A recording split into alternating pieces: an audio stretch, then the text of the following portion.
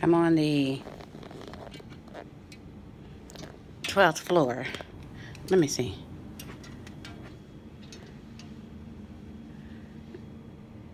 Well, I mean, I'm not, oh, good Lord. But there you see do you? Oh, there it is, a Hard Rock sign. At least you see that, but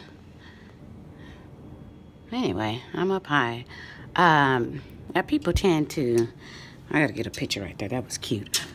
People tend to, when they come out of a traumatic event, they interpret that as they gotta come out the gate running, and God has called me, and so sure enough, we pulled up in my driveway, and the Uber driver, he's like, "Well, how are you?" I feel like, nigga, I just told you how I was. Why are you asking me this again? And so in my heart of hearts, I knew. I'm like, oh, this guy, he's either a minister or something. But I let him go ahead and talk.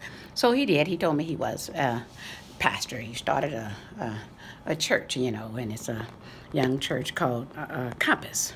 I said, what? He said, Compass, like the compass, so everybody got they hear a voice. They feel like they hear a voice from God, and now it's compass. I want to direct you. I want to guide you, type of thing. So I let him, and I knew he wanted me to come and visit and things of this nature. But when he got done telling me about the church, and I listened, I wasn't going to cut him off. I just said it. I told him. I said, then I think his name was Gary. I said, Gary, let me say this. I said, and I say this very gently, and I told him that. I said, I say this very gently to you. What happens a lot of times when people go through traumatic experience, such as what you did go through, and oh my God, that's what I told them. I said, they feel like they gotta, and you survived. They feel like, you gotta come out of the gate running, and oh, you got this new word, and oh, you wanna just tell so many people about God. I said, that's not necessary. Just be thankful that you survived, and then just keep on living your life. I said, starting ministries, I said, that's hard work. I said, and at the end of the day, I said, you trying to lead grown ass, and I was cussing, even after I found out he was a pastor. I said, grown ass folk to a place, and you trying to teach them what? I said, what is it that you're trying to teach them? I said, because, life is what is it, basic fundamentals, is that you just treat someone like you would want to be treated if you were that person. It's simple. And you learned that from your mama. Right? And then so anyway, and then I told him, I said, so I wish you well with your endeavors. I said, but as I stated, I had to put that in there. As I stated, I've gone private with regard to my spirituality. I said, it's such a private matter of the heart. I said, and nothing will change that. I said, I'm good in the space that I'm in. It's just me and God, and I said, and I'm good with that, but I do wish you well. You know what I thought he was just going to say, well, okay, bye. No,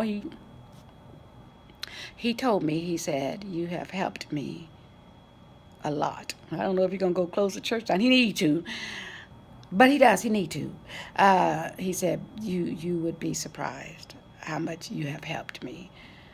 And then I said, well, I'm going to get in here, and clock in. And I thank you so much. And I gave him his tip, and I let him go. The traumatic experience that he went through, people that have never graced the church also have gone through horrible things. If you survive, be thankful. I survived bullshit in my life. I'm just grateful. I'm just grateful that I did, and I'm going to continue living my life. And I also told Gary, I'm like, it's nothing like the power of 101, like this conversation that you and I just had, So, anyway, let me get my clothes on. My daughter made chicken and dumplings. She's calling me, Mama, how do you make it? I told her, girl, I just use biscuits. She said, well, what is the other way? I said, people be making their dumplings from scratch. Not me. I throw them biscuits anyway. So I told her, about the chicken broth and the chicken and the salt and the pepper and the onions and the bell pepper. She's going to add a little corn and carrots after the chicken get done, and then the dumplings, and then whatever. So she called me early this morning. She's going over the procedure again. I guess the chicken is ready. She sounded all excited, Well, she a badass now because she driving a Lexus. But, Mama, you gonna come over? Yeah, I'll be over, baby. Thank you, sweetie.